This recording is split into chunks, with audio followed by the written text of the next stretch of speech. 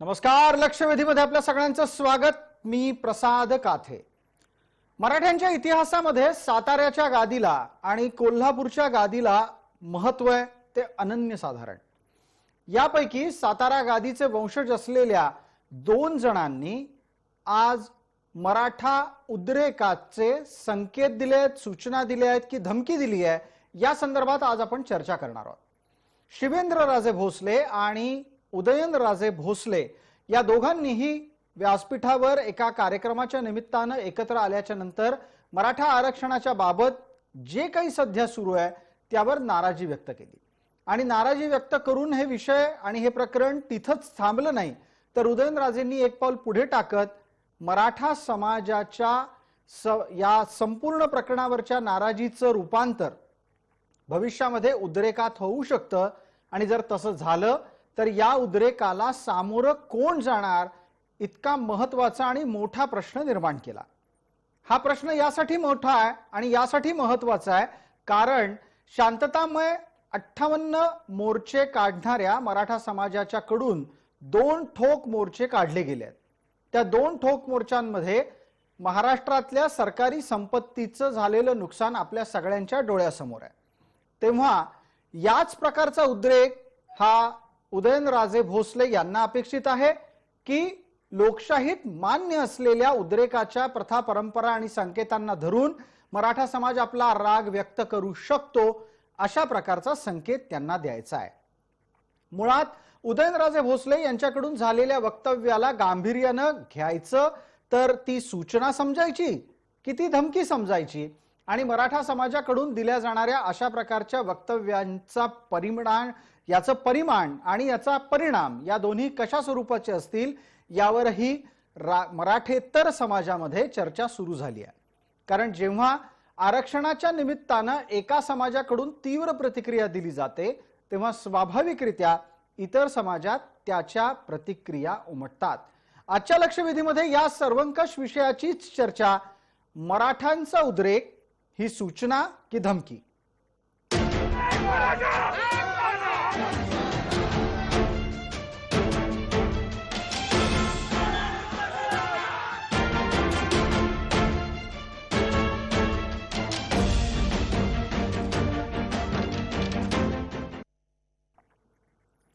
चर्चेला सुरुवात करण्यापूर्वी झालेली वक्तव्य काय आहेत त्याची पटलावर नोंद आपण घेणार आहोत. सर्वप्रथम आपण शिवेंद्रराजे भोसले यांचं वक्तव्य ऐकणार आहोत. शिवेंद्रराजे भोसले यांच्याकडून तुलनात्मक दृष्ट्या तशी शांत भूमिका घेतली गेली जी त्यांच्या स्वभावाला अनुसरून होती असं म्हटलं जात आहे. काय म्हणाले शिवेंद्रराजे भोसले ते आधी ऐका, आपण त्याच्या नंतर उदयन महाराज काय म्हणाले ते ऐकणार आहोत. मुद्दामून जे आपल्याला दिलंय किंवा मिळाले ते मिळू नये म्हणून काहीतरी प्रयत्न केले जातात आणि आपल्या न्याय हक्काच्या ज्या गोष्टी आहेत त्याच्यापासून आपल्या मराठा समाजाला, या समाजातील गरजू लोकांना, इथं बसलेल्या प्रत्येकाला आरक्षणाची गरज आहे असं मी अजिबात म्हणणार नाही, पण जे गरजू आहेत त्यांना सुद्धा आरक्षणाच्या या याच्यापासून दूर ठेवण्याचा प्रयत्न हा राज्यामध्ये होतोय. शिवेंद्रराजे भोसले यांच्या वक्तव्यात एक महत्त्वाचा उल्लेख झाला. ते ज्या कार्यक्रमात होते तो कार्यक्रम अण्णासाहेब पाटलांशी संबंधित होता. अण्णासाहेब पाटील हे मराठा आरक्षण मागणारं या राज्यातलं पहिलं व्यक्तिमत्व ज्याच्यासाठी त्यांनी स्वतःचं बलिदान दिलं. अण्णासाहेब पाटलांच्या निमित्तानं आयोजित त्यांच्या कार्यक्रमाच्या निमित्तानं जे वक्तव्य झालं त्यात शिवेंद्रराजे भोसले म्हणतात, इथं बसलेल्या सगळ्यांना आरक्षण देण्याची गरज नाही, पण जे गरजू आहेत त्यांना मराठा आरक्षणापासून वंचित ठेवण्याचा प्रयत्न राज्यात सुरू आहे. हे एक अत्यंत महत्त्वाचं वक्तव्य आहे.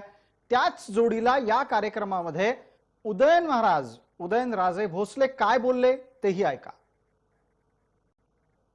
मला या संपूर्ण नेते मंडळींना, कुठल्याही पक्षातले असले, कुठल्याही पदावरती असले, मला एकच त्यांना सांगावंसं वाटतं, विनंती करावीशी वाटते त्या सगळ्यांना, लोकांचं आता अंत बघू नका. कारण की एकदा जर उद्रेक झाला थांबवणार कोण? कोण पुढे जाणार? तेव्हा या विषया अनुरूप चर्चा करण्यासाठी आपल्या सोबत असलेल्या मान्यवरांचा आपल्याला परिचय करून देतो। आपल्या सोबत मराठा आंदोलक या नात्यानं आणि मराठा समाजाचे प्रतिनिधी या नात्यानं आपल्या सोबत दिलीप पाटील आहेत। मराठा आंदोलक म्हणून ते आपल्या सोबत कोल्हापूरहून जोडले गेलेले आहेत। संजय लाखे पाटील आपल्या सोबत काँग्रेसचे नेता प्रवक्ता या नात्यानं जोडले गेलेले आहेत। डॉक्टर संजय लाखे पाटील अशी त्यांची ओळख आहे। आपल्या सोबत थोड्याच वेळात भारतीय जनता पार्टीचे प्रवक्ता किशोर शितोळे, ओबीसी नेते मृणाल पाटील आणि मराठा क्रांती मोर्चाचं एक पाऊल पुढे नेलेले म्हणजेच मराठा क्रांती ठोक मोर्चा करणारे आबासाहेब पाटील जोडले जाणार आहेत। सर्व मान्यवरांना आपण टप्प्याटप्प्याने चर्चेत सहभागी करून घेऊ। माझा पहिला प्रश्न आत्ताच्या घडीला दिलीप पाटील यांना आहे। दिलीपराव, माझा आवाज आपल्यापर्यंत पोहोचतोय का? हो. बर, मग एक आता अत्यंत थेट आणि स्पष्ट प्रश्न असा आहे, कोल्हापूर आणि साताराच्या गादीतला ऐतिहासिक संघर्ष आपण काही क्षणासाठी बाजूला ठेवू, पण आता साताऱ्याच्या गादीच्या कडून जी उद्रेकाची भाषा केली गेली ती समाजातल्या आत्ताच्या भावना प्रदर्शित करते आहे का? पहिली गोष्ट म्हणजे आता जे आपण उल्लेख केला की कोल्हापूर आणि साताऱ्यातल्या गादीतला कुठला असा काही असं काही नाही आहे, कारण सर्व जनतेला दोन्ही गाद्या या प्रिय आहेत। महाराष्ट्राला किंवा अखंड हिंदुस्थानला दोन्ही गाद्या प्रिय आहेत। छत्रपती असू देत कोल्हापूरचे किंवा उदयन महाराज असू दे किंवा शिवेंद्र महाराज असू दे। आता दुसरी गोष्ट असं आहे की ह्यांनी जे दोन्ही वक्तव्य केलं, जे साताऱ्याच्या उदयन महाराजांनी जे वक्तव्य केलं की ज्या पद्धतीनं समाजाचा उद्रेक त्यांनी दाखवलेला आहे, की आता जर बघितलं तर समाजामध्ये जो काय असंतोष आहे तो त्यांनी व्यक्त केलाय। त्यामध्ये त्यांनी सांगताना आपण जे मगाशी म्हणाला की एक हिंसेचं जे काय त्यांनी जे एक धमकी दिली वगैरे, त्याला धमकी म्हणता येत नाही। महाराजांनी उलट सरकारला सावध केलेलं आहे आणि सरकारला सांगितलंय की मराठा समाजामध्ये आज जी खदखद आहे ती सरकारनं वेळीच ओळखून घ्यावी। सरकारचे जे प्रतिनिधी आहेत, जे मराठा समाजातले जे प्रतिनिधी आहेत कुठल्याही सरकार पक्षाचे असू देत, त्या सर्वांना त्यांनी इशारा दिलेला आहे की प्रत्येकाने ती खदखद लक्षात घ्यायला पाहिजे। म्हणजे दिलीपराव, आपलं असं म्हणणं आहे की ही सूचना आहे, ही धमकी नाहीये? 100% त्यांनी तेच सांगितलेलं आहे की मराठा समाजाचा उद्रेक कसा होऊ शकतो, आतली खदखद काय आहे। कारण उदयन महाराजांनी ती खदखद जाणली। बऱ्याच वेळा त्यांच्याकडे लोक जातात, त्यांच्याकडे विचारतात। प्रत्येक मराठा समाजात प्रचंड मोठी खदखद आहे, याबद्दल काहीही डाऊट नाही आहे। मग प्रत्येकाची व्यक्त होण्याची एक वेगवेगळी पद्धत आहे। उदयन महाराजांचं एक भाषा वेगळी आहे। उदयन महाराजांनी सांगितलं ते एकदम बरोबर आहे। मराठा समाजामध्ये प्रचंड खदखद आहे। कारण खदखद काय की समाजानं जे काही आतापर्यंत जे काही शांततामय असेल, जे आष्टी पिंपळगावला जे चालू आहे ते असेल, त्याचबरोबर आमचे आझाद मैदानमध्ये असू दे, कोल्हापूरमध्ये असू दे, आज बीडमध्ये असू दे, अशा बऱ्याच ठिकाणी आमचे शांततामय हे आहेत ना, आंदोलन चालू आहेत, शांत आंदोलन, आणि सरकार त्याचा कुठलाही पण मग आपण जेव्हा असं म्हणता की आत्ताच्या घडीला 3 ठिकाणी मराठा समाजाची आंदोलनं चाललेली आहेत आणि ती शांततामय आंदोलनं आहेत, तर तिथे तुमच्या माहितीत सरकारचा एक तरी प्रतिनिधी येऊन भेटला का? तुम्हाला समजावण्याचा प्रयत्न झालाय का? एक लक्षात घ्या की 2 ठिकाणी आमच्या माहितीप्रमाणे जे काही थोरात साहेब मुंबईच्या आझाद मैदानावर गेलेले, त्यांनी सरकारचे भेट घालून देतो म्हटलं। परवा दिवशी त्यांनी सांगितलं अजून काही भेट घालून दिली गेलेली नाही, मुख्यमंत्र्यांची भेट काही अजून झालेली नाही। त्याचबरोबर दुसरं आहे की मला वाटतं आपले हे पिंपळगावला आपले जे हे आहेत मंत्री, काय म्हणतात ते, त्यांचं नाव मला बरोबर लक्षात येईना, तर ते त्यांनी भेट दिली। त्यांनी देखील सांगितलं की की आम्ही मुख्यमंत्र्यांबरोबर तुमची भेट घालून देतो, तुमच्या मागण्या काय मार्गाला लावायचा प्रयत्न करतो। एकही गोष्ट यातली झालेली नाही।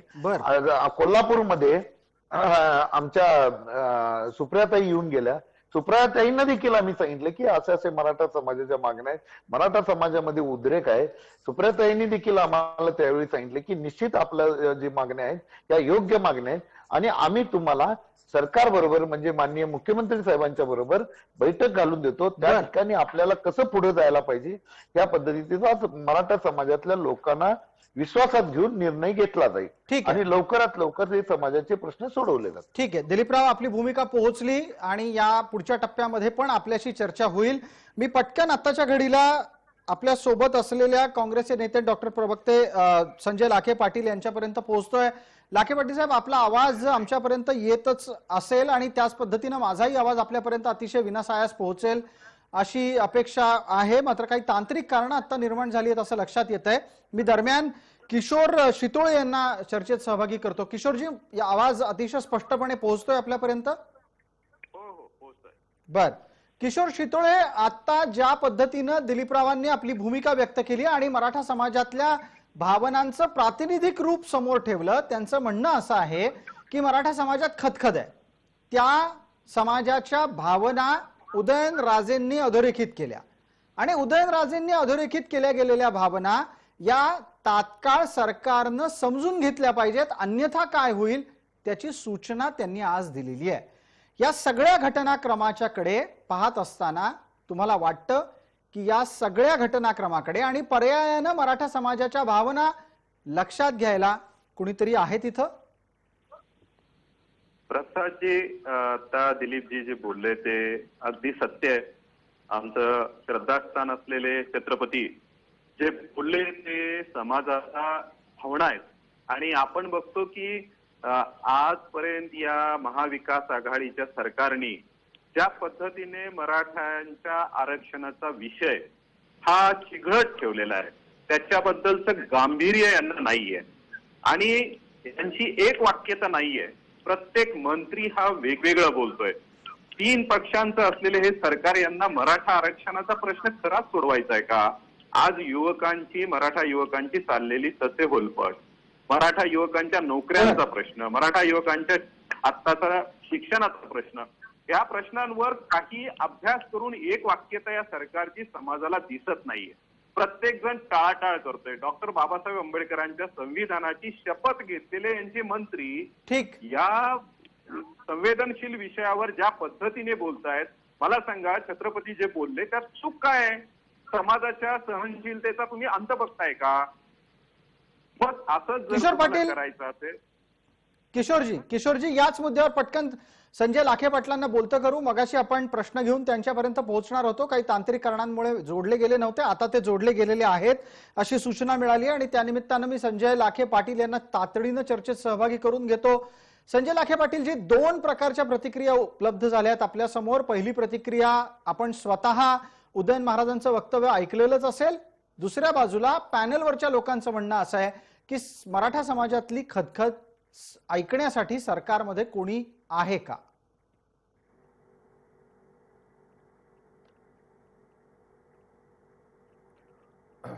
प्रसादजी, उदयन महाराज काय बोलले तेही मी ऐकलंय आणि आमचे पॅनल मधले दोन्ही सन्माननीय सदस्य काय बोलतायत तेही मी ऐकलंय. परंतु शिवेंद्र राजेंनी ज्या भावना या ठिकाणी व्यक्त केल्या त्याच्याशी मी 101% सहमत आहे. शिवेंद्र राजेंनी सांगितलंय की मराठा आरक्षणाचं कसल्याही प्रकारचं राजकारण केलं जाऊ नये आणि नेमकं किशोर शितोळेजी जे बोलतायत त्यांना हा विषय पूर्णतः राजकीय करायचा आहे आणि त्या अंगानं ते ज्या संघटनेशी संबंधित आहेत त्या संघटनेच्या बाजूनं ते या ठिकाणी बोलतायत. उदयनराजेंनी सांगितलं मराठा समाजाचा अंत बघू नका. निश्चित मराठा समाजामध्ये असंतोष आहे. आरक्षणाचा जे गायकवाड आयोगानं मराठा समाजाला मागासलेलं ठरवलं आहे आणि त्या पद्धतीनं जे मराठा समाजाला आरक्षण मिळणं आवश्यक आहे ते मिळालं पाहिजे ही मराठा समाजाची भावना आहे. म्हणून माझी विनंती आहे की उदयनराजेंनी या ठिकाणी ज्या भावना व्यक्त केल्यात त्या भावनेशी मी सहमत आहे. परंतु या ठिकाणी जर नेतृत्व करायचं असेल कुणालाही हे समजून घेतलं पाहिजे की कृपया आपण सगळ्यांनी की मराठा आरक्षण हा न्यायालयीन प्रश्न आहे. मराठा आरक्षण हा केंद्र सरकारशी संबंधित प्रश्न आहे आणि म्हणूनच सर्वोच्च न्यायालयाच्या घटनापीठानं केंद्र सरकारच्या अटॉर्नी जनरल जे आहेत त्यांना या ठिकाणी नोटीस काढून त्या ठिकाणी 102व्या घटना दुरुस्ती संदर्भामध्ये उत्तर देण्यासाठी सांगितलेलं आहे. दुसरी जी सगळ्यात मोठी घटनात्मक अडचण मराठा आरक्षणामध्ये आहे हे 50%च्या वरचं आरक्षण आहे आणि 50%च्या वरचं आरक्षण देण्यासाठी राज्य सरकारला अधिकार नाहीत. म्हणून मराठा आरक्षण उपसमितीचे अध्यक्ष अशोकरावजी चव्हाण साहेब यांनी जी दिल्लीमध्ये बैठक घेतली त्या बैठकीमध्ये देशातील जवळपास 23 राज्यामध्ये आरक्षण हे 50%च्या वर गेलेलं आहे. तामिळनाडू सारख्या राज्यामध्ये आरक्षण 85% पर्यंत गेलेलं आहे. म्हणून केंद्र सरकारनं एक कायदा केला पाहिजे की 50%च्या वरचं आरक्षण टिकण्याच्या दृष्टिकोनातून महाराष्ट्रातील मराठी असतील, मराठ्यांच्या गुजरातमधील पटेल आरक्षणाच्या असतील, संदर्भातले आंध्र विषय प्रदेश कापू राज्य असतील, सरकारच्या अखत्यारीत किंवा जाट राहिलेले असतील. नाहीत असं आपल्याला लाखे पाटीलजी सुचवायचंय का? आत्ताच्या राज्य सरकारच्या अखत्यारीत मराठ्यांच्या आरक्षणाचा कुठलाही विषय नाही असं सुचवायचंय का आपल्याला? तत्कालीन प्रसादजी राज्य सरकार ही कंटिन्यू चालणारी प्रोसेस असते.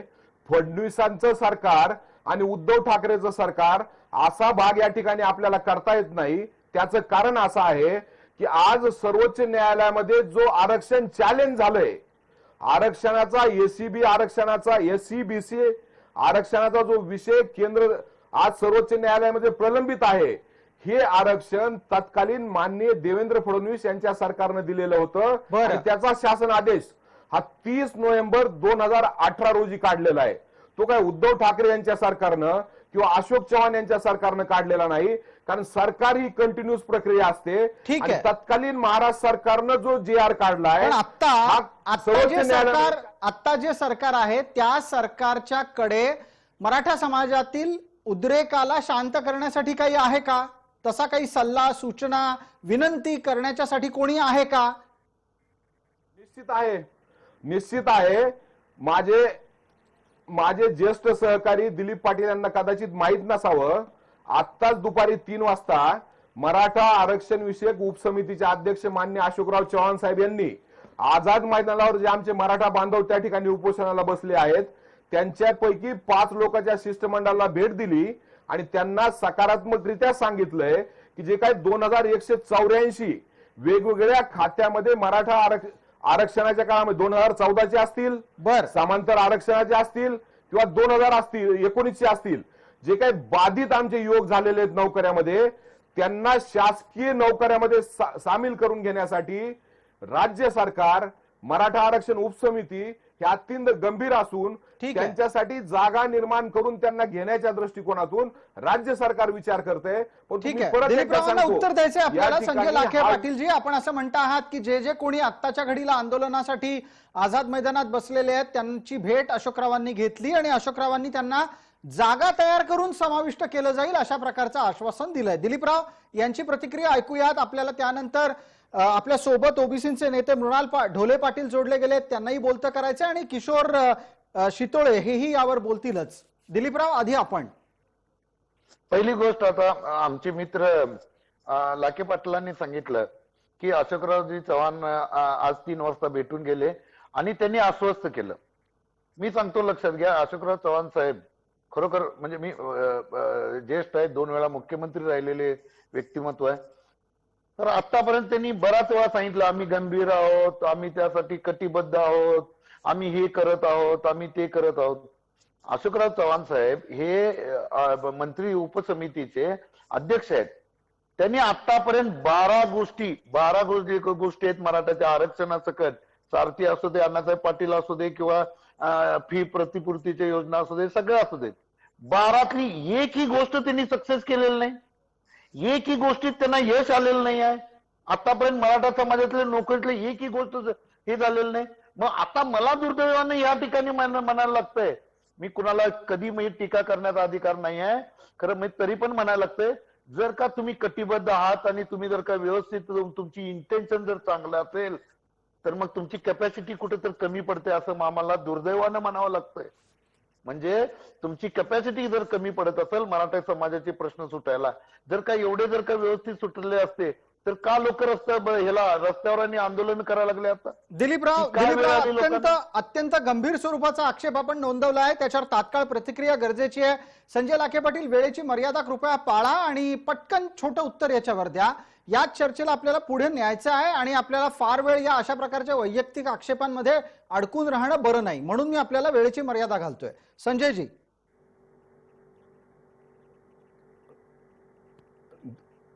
सन्माननीय दिलीप पाटील आणि त्यांच्या माध्यमातून संपूर्ण मराठा समाजाला माझी विनंती अशी आहे की सर्वोच्च न्यायालयामध्ये जी घटनापीठासमोर सुनावणी झाली त्या सुनावणीमध्ये सुद्धा ह्या 2184 मराठा बांधवांना भरती करू द्या म्हणून राज्य सरकारने विनंती केली होती, पण त्याला सर्वोच्च न्यायालयाने नकार दिलेला आहे. आणि आपण हे समजून घेतलं पाहिजे की ज्यावेळेस न्यायालय नकार देतं त्यावेळेस राज्य सरकार काही करू शकत नाही. म्हणून अशोक चव्हाण साहेब असतील किंवा उद्या आमचे दिलीप पाटील जरी सन्माननीय मंत्री झाले तरी सर्वोच्च न्यायालयाच्या आणि उच्च न्यायालयाच्या संजयजी, याच सर्वोच्च न्यायालयामध्ये तुम्ही भरती करणार नाही असं एका बाजूला म्हणता आणि दुसऱ्या बाजूला पोलीस भरतीची नोटीस काढता, पोलीस भरतीचं परिपत्रक काढता, तेव्हा न्यायालयानं सांगितलंय म्हणून करणार नाही हे उत्तर तुम्हाला दिलीपरावांना द्यायला असतं.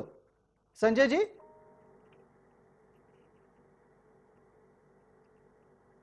नाही नाही नाही नाही असं नाहीये. बघा, पोलीस भरतीसाठी शासनानं नियम काढलेत. आज पोलीस भरती चालू केली का? नाही. परंतु पोलीस भरती असेल किंवा हेल्थच्या संदर्भामध्ये भरती असेल, याला सर्वोच्च न्यायालयानं स्वतःहून सूट त्या ठिकाणी दिलेली आहे. आणि समाजामध्ये सुद्धा विचार केल्यानंतर ज्या काही सेवा आवश्यक आहेत त्यामध्ये भरती करू द्यायची या संदर्भामध्ये समाज निर्णय घेईल. आणि त्या ठिकाणी सुद्धा आपली भूमिका ही आहे की मराठा मुलावर कुठेही अन्याय झाला नाही संजयजी, पाहिजे. पोलीस भरती कशा पद्धतीने मागे घ्यायला लागली ते अख्ख्या महाराष्ट्रानं पाहिलं. पोलीस भरतीमध्ये न्यायालयाचा कुठंच काही हस्तक्षेप दिसला नाही. तुम्ही जे न्यायालयात कमिट केलं होतं त्यापेक्षा वेगळी परिस्थिती राज्यात निर्माण झालेली होती. मला चर्चेला थोडं पुढे नेऊ द्यात. किशोरजी आपल्या सोबत आहेतच, आपल्यासोबत मृणाल पाटील जोडले गेलेले आहेत. बराच वेळ झालेत मृणाल पाटील ही सगळी चर्चा ऐकतायत. आबासाहेब पाटील पण आता आपल्यासोबत चर्चेला जोडले गेलेलेच आहेत. मला आबासाहेब पाटील आणि आपल्यासोबत असलेल्या मृणाल पाटलांना एक प्रश्न विचारायचा आहे. मृणाल पाटील, आधी आपण उत्तर द्या की ज्या पद्धतीनं मराठा समाजातला असंतोष वारंवार व्यक्त होतोय तो आत्ता तरी तुर्तास शाब्दिक स्वरूपातला आहे आणि रस्त्यावरच्या लोकशाही दत्त अधिकारांच्या अनुसार होणाऱ्या मोर्चाद्वारे, आंदोलनाद्वारे आहे. तुमच्या लेखी या सर्व आंदोलनाचा उद्रेक होणं ही भूमिका आजच्या घडीला पटण्यासारखी आहे का? आणि या उद्रेकाच्या परिणामात कोण होरपळलं जाऊ शकतं? मृणाल ढोले पाटील.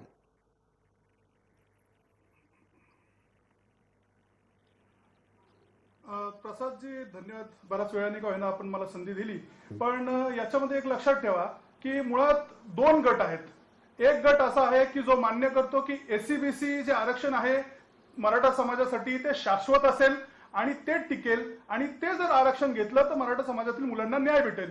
पण त्याचबरोबर जो एक दुसरा गट आहे जो बऱ्यापैकी मीडिया समोर येत नाही किंवा कदाचित चॅनल्स कडनं त्यांना आणलं जात नाही. एक लक्षात ठेवा की तो गट जो आहे तो त्याचा विश्वास आहे की ईडब्ल्यूएसच्या मार्गातून जर आपण गेलं तर केंद्रामध्ये आणि राज्यामध्ये आपल्याला 100% संधी मिळू शकते. मराठा समाजाला तिथनं ईडब्ल्यूएसच्या मार्फत 100% न्याय भेटू शकतो. तर अशा पद्धतीने काही लोक कोर्टात गेली. ढोले पाटीलजी, ईडब्ल्यूएसचं समर्थन करणारे अनेक मराठा नेते टीव्ही वाहिन्यांवर येतात. आत्ताच्या घडीला मराठ्यांच्या अंतर्गत दोन भेद आहेत का हा चर्चेचा विषय नाहीये.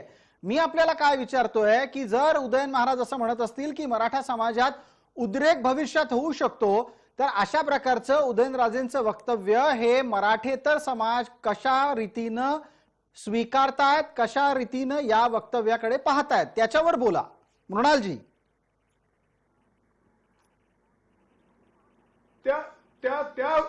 त्याबद्दल विषय असा आहे प्रसादजी की एससीबीसी हे आरक्षण शाश्वत आहे, हे टिकेल आणि याच्यातनच भलं होईल असा मानणारा जो वर्ग आहे त्याच्यामध्ये 100% खरकत आहे, उद्रेक आहे. पण उदयन महाराज असे म्हणतात की उद्रेक होईल आणि हे सगळं जो इतर समाज आहे ओबीसी समाज आहे, आज ओबीसी समाज मध्ये उद्रेक व्हायची वेळ आलेली आहे. त्याचं कारण असं आहे की ग्रामपंचायतीत निवडणुका झाल्या, ओबीसी साठी आरक्षण आहे ते सगळं पळवलं गेलं, ओबीसीना काही नाही. आज मराठा समाजाला तरी एससीबीसी ईडब्ल्यूएस दोन पर्याय आहेत, ओबीसीना तर काही पर्यायच नाही. ओबीसीसाठी एससीबीसी साठी मराठा समाजासाठी किमान 2 राजे 3 राजे मंत्री आजी माजी मुख्यमंत्री बोलतात. ओबीसी साठी एखाद दुसरा नेता बोलतो, दुसरं बोलायला कोणी नाही. दरवेळेस एका समाजासाठी दरवेळेस भरत्या पुढे ढकलायच्या. इतर समाजाच्या मुलांनी करायचं काय? नुसतं इतर समाजाच्या मुलांनी नाही, ओबीसी आमच्या भटक्या विमुक्त ओबीसी विजयंतीचा विषय नाही, मराठा समाजाचे जे इतर ओपन वर्गातल्या विषयी मुलांचे आज हाल होत आहेत, त्यांची वय वाढत आहेत. तुम्ही दरवेळेस अशा भरत्या पुढे ढकलत असाल तर इतर समाजातल्या मुलांनी करायचं काय? बरं, मृणाल पाटील, आपल्या वक्तव्यातून एक गोष्ट अधोरेखित झाली की केवळ आणि केवळ मराठा समाजामध्येच उद्रेक नाहीये तर मराठेतर समाजाच्या मधला एक जो सगळ्यात मोठा सायझेबल चंक, इंग्लिश मधला शब्द आहे, मराठीमध्ये त्याला एक मोठ्या प्रमाणाचा वर्ग म्हणता येईल त्या लोकसंख्येमध्ये सुद्धा ओबीसीमध्ये सुद्धा आपल्याला असंतोष उद्रेक जाणवतोय. आपण हे बोलत असताना आबासाहेब पाटील हसत होते. आबासाहेब पाटील, या वक्तव्यावर आपल्या चेहऱ्यावर हसू का यावं? 100% नाही, ठीक आहे. मुळात मृणाल जे बोलतायत त्या संदर्भामध्ये ह्या बोलण्यामध्ये काही तथ्य नाही.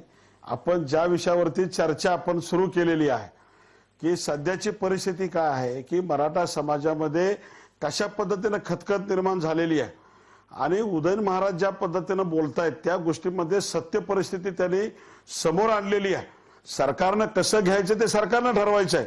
आता या ठिकाणी काही लोक बसलेली आहेत, काही आपल्या म्हणजे इथून वरून मराठा सांगायचं, आतून पक्षाची भूमिका मांडायची, हे आजपर्यंत होत आलेलं आहे आणि त्याच्यामुळे आज समाजामध्ये वेगवेगळे संदेश जातात. हे सगळ्या समाजानं ओळखलेलं आहे. त्यामुळे राजकीय पुढाऱ्यांच्या वरती आज समाजाचा विश्वास राहिलेला नाही. त्यांना त्यांच्या हक्काचं आरक्षण पाहिजे, न्यायाचं आरक्षण पाहिजे. आज आरक्षणाच्या माध्यमातून मागच्या सरकारच्या काळामध्ये आरक्षणाच्या एका एका गोष्टीवरती लक्ष देण्यात आलं आणि देवेंद्र फडणवीस साहेबांनी त्यावेळेला अतिशय परिश्रमातून ते आरक्षण आम्हाला दिलं. त्या आरक्षणानंतर नोकर भरती स्थगित झाली, चालू केली. अनेक विद्यार्थी त्या ठिकाणी त्या एससीबीसी आरक्षणाला लागले. परंतु दुर्दैवानं हे सरकार सत्तेवर आल्यानंतर आज ज्या पद्धतीनं आज आमचे 2014 पासूनचे 2019 पर्यंतचे सगळे विद्यार्थी आबासाहेब आत्ताची या संदर्भातली एक ताजी अपडेट फक्त तुम्हाला देतो. ताजी माहिती अशी आहे आबासाहेब, ती ऐकून घ्या. थोड्याच वेळापूर्वी मराठा आरक्षण उपसमितीचे प्रमुख असलेले आणि महाराष्ट्रात मंत्रीपदी असलेले अशोकराव आझाद मैदानामध्ये जाऊन संबंधित आंदोलनकर्त्यांना भेटून असं म्हणाले आहेत की वेगळ्या जागा काढून तुम्हाला सामावून घेतलं जाईल. ते त्यांच्या पद्धतीनं प्रयत्न करतायत असा त्यांचा जर दावा असेल तर तो तुम्ही स्वीकारायला का तयार नाही? मराठा समाजातला उद्रेक शांत व्हावा याच्यासाठी हे सरकार प्रयत्न करतंय असं वारंवार सांगतंय. आबासाहेब, तुम्ही मान्य का नाही करणार?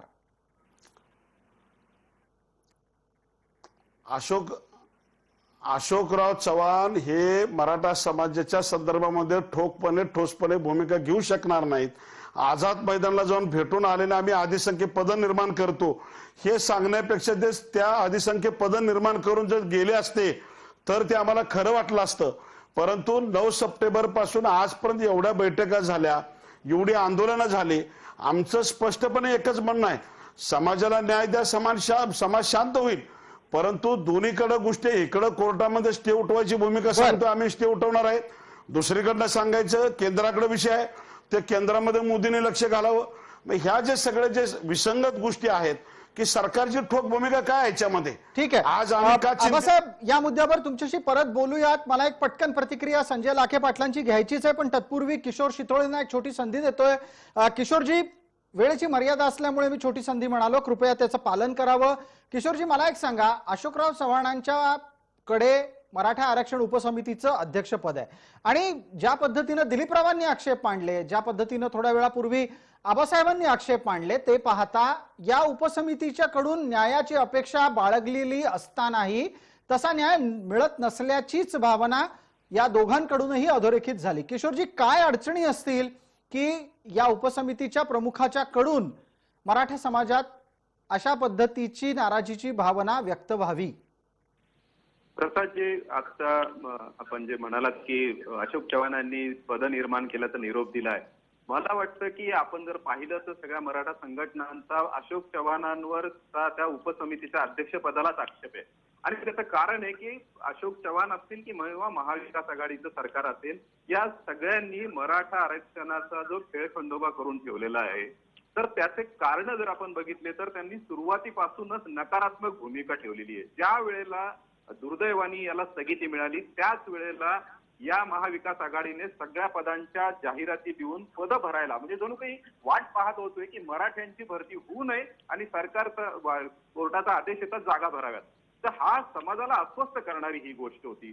आताही आपण बघतोय की ज्या वेळेला आता जर आज तिथे एक संघटना बसलेली आहे, पण अशा किती संघटनांना यांनी विश्वासात घेऊन चर्चा केली, किती विरोधी पक्षाला सोबत घेऊन केली. फडणवीस सरकारने आपण जर पाहिलं असेल तर हा सगळे अशांतता सगळे असताना फडणवीस सरकारने एक आधार दिला होता आणि एक विश्वासार्हता दिली होती की मी याच्यावर मार्ग काढतोय आणि त्यामुळे समाजाचे 25-25 लाख 50 लाखाचे मोर्चे निघूनही फडणवीस सरकारवर विश्वास टाकणारे हे सगळे मोर्चे होते आणि फडणवीस सरकारने सारथीची व्यवस्था केली, अण्णासाहेब पाटील केलं, हे सगळं केलेलं आहे. आज बघा तुम्ही कोरोनाच्या काळामध्ये विद्यार्थ्यांच्या फेलोशिपची रक्कम अडकलेली आहे. महाविकास सरकार आघाडीचं सरकार ही फेलोशिपची रक्कम देऊ शकत नाहीये.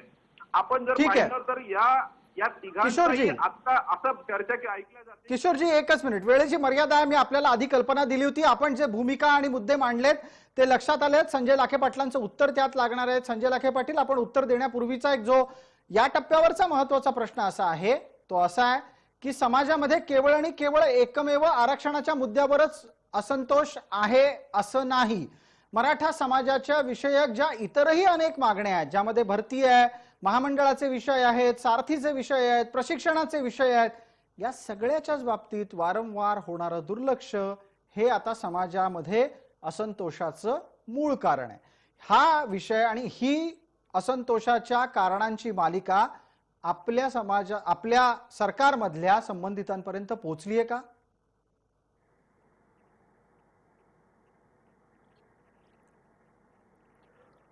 नेमके प्रश्न काय आहेत समाजाचे आणि अडचणी काय आहेत हे सरकारलाही माहिती आहे आणि महाराष्ट्रातील सर्वसामान्य मराठा समाजालाही माहिती आहे. पण या ठिकाणी अडचण अशी आहे की काही पक्षीय प्रवक्ते आणि दुसरं संघटनेचं म्हणून मराठा समाजामध्ये काम करायचं आणि फडणवीसाची चुकीची वकिली करायची, अशा पद्धतीच्या समन्वयकामुळे मराठा समाजाचा प्रश्न या ठिकाणी बिघडलेला आहे. त्यापेक्षा या समन्वयकाला मी विनंती करेल की तिने डायरेक्ट, ज्या पद्धतीने मी सांगतो मी काँग्रेसचा प्रवक्ता आहे, त्यांनी डायरेक्टली फडणवीसचा प्रवक्ता आहे म्हणून या ठिकाणी चर्चेला बसलं पाहिजे. परंतु आडवळणानं मराठा समाजाचा आधार घ्यायचा आणि फडणवीसांनी जे चुकीचं आरक्षण दिलं त्याचं समर्थन संजय लाखे पाटील, करायचं. आपला आक्षेप नक्की कोणावर आहे? तुम्ही हे अशा प्रकारचे टोमणे कोणाला मारताय? आबासाहेब पाटलांना मारताय का शितोळेंना मारताय? शितोळे तर पक्षाचे अधिकृत प्रवक्ते म्हणून बसलेत. तुमचा आक्षेप कोणावर आहे संजय लाखे पाटील? हे जे त्या पद्धतीने वागतायत, ज्या पद्धतीनं ते वागतायत त्या सगळ्यांना माहिती, हा टोमण्याचा विषय नाही. मराठा समाजामध्ये ज्या पद्धतीनं समन्वयक या ठिकाणी वागतायत हे सगळं समाजामध्ये माहिती आहे. ते काही वेगळं सांगायची या ठिकाणी आवश्यकता नाही. बरं, ठीक आपला आहे. विषय तो नाही. ठीक आहे, अगदी फार बरं झालं आज तुम्हीच जो- म्हणालात की आपला हा विषय तो नाहीये. मी पण तुम्हाला तेच सांगून कृपया विषयावर या असं म्हणणार होतो. तत्पूर्वी तुम्ही ही भूमिका घेतलीत. आपल्याला वेळेची मर्यादा आहे. संजयजी, पटकन एक सांगा, आत्ताच्या घडीला एक छोटीशी प्रतिक्रिया या भागावर ब्रेकमध्ये जाण्यापूर्वी तुमच्याकडून अपेक्षित करतो की ज्या ज्या प्रकारच्या भावना व्यक्त होत आहेत त्या भावना जर समाजापर्यंत पोहोचत असतील, माफ करा, समाजाच्या नेत्यांपर्यंत आणि पर्यायानं सत्तेत बसलेल्या नेत्यांपर्यंत पोहोचत असतील, तर तशी संवेदनशीलता कृतीमध्ये दिसायला किती दिवस हवेत? 2 मिनिट मला वेळ द्या. बोला संजयजी, बोला आपण. प्रसादजी गायकवाड कमिशननी जे मराठा समाजाचं मागासले पण ठरवलं, घटनात्मकरित्या ते सिद्ध केलं. तो अहवाल विधिमंडळामध्ये 288 आमदारांनी मान्य केल्यानंतर 102व्या घटना दुरुस्तीनं प्रमाणे तो जर राज्यपालामार्फत राष्ट्रपतीकडे पाठवला असता तर आज मराठा समाजाची ही अडचण झाली नसती आणि सर्वोच्च न्यायालयामध्ये ही केस लढवायची वेळ आलेली नसती. परंतु जी काय मूळ अडचण आहे मराठा समाजाची ती सुटू शकते कुठं? तर ही फक्त सर्वोच्च न्यायालयामध्ये सुटू शकते. आणि म्हणून आजचं सरकार ठीक आहे सर्वोच्च ना लाखे पाटील साहेब, मी मगाशी तुम्हाला प्रश्न विचारण्याची सुरुवात करण्यापूर्वी एक वाक्य म्हणालो की समाजातल्या भावना या केवळ आणि केवळ आरक्षणापुरत्या नाहीत. आरक्षण एका बाजूला आहे, अहो दुसऱ्या बाजूला समाजाच्या हितकारी अनेक योजनांचे निर्णय होत नाहीयेत. त्याबद्दलचा राग आहे, तो तरी मान्य करा, त्याच्यावर तरी काम करा. त्याच्यासाठी पण तुम्ही आधीच्या सरकारला दोष देणार आहात की आरक्षणाच्या शिवाय असलेल्या योजनांच्या बाबत तुमच्याकडे काही उत्तरं आहेत? संजयजी.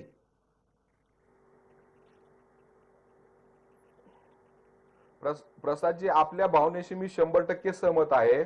सारथीच्या संदर्भामध्ये जे काही निर्णय झाले ते निर्णय अधिक गतीनं व्हायला पाहिजेत. सारथी अधिक गतीने चालली पाहिजे. अण्णासाहेब पाटील आर्थिक विकास महामंडळावर आज संचालक मंडळ नाही. आमचे ज्येष्ठ बंधू नरेंद्र पाटील यांनी राजीनामा दिल्यामुळे त्या ठिकाणी जागा रिकामी झालेली आहे. त्यामुळे काही प्रश्न निर्माण झाले आणि जे काही प्रश्न आहेत मराठ्यांच्या शिष्यवृत्तीचे प्रश्न असतील दिलीपराव, फार बरं झालं आपण ह्याचा उल्लेख जिल्ह्यामध्ये केलात. संजय लाखे पाटलांना त्याची आठवण करून देण्याची गरज आहे. नरेंद्र पाटील स्वतःहून नाही गेलेले, त्यांना तिथून काढून टाकलंय असा एक तपशील दिलीपरावांनी दिलाय. संजयजी, मला वाटतं कृपया तपशील थोडे सुधारून घ्यायला लागतील, कारण त्याची सुद्धा समाजामध्ये प्रतिक्रिया येते. नरेंद्र पाटील स्वतःहून राजीनामा देऊन निघून गेले असं वक्तव्य काँग्रेसचा प्रवक्ता करत असेल तर मराठा समाजामध्ये त्याची प्रतिक्रिया उमटेल, हे मी नम्रपणे आपल्याला संजयजी लक्षात आणून देतो. मला वेळेची मर्यादा आहे, मला कृपया आत्ता क्षमा करा, कारण मी तुम्हाला थांबवलंय. एक ब्रेक अत्यंत गरजेचा आहे. लक्षवेधीच्या या चर्चेत थोडीशी विश्रांती छोटी घेतोय, पटकन परत येतोय.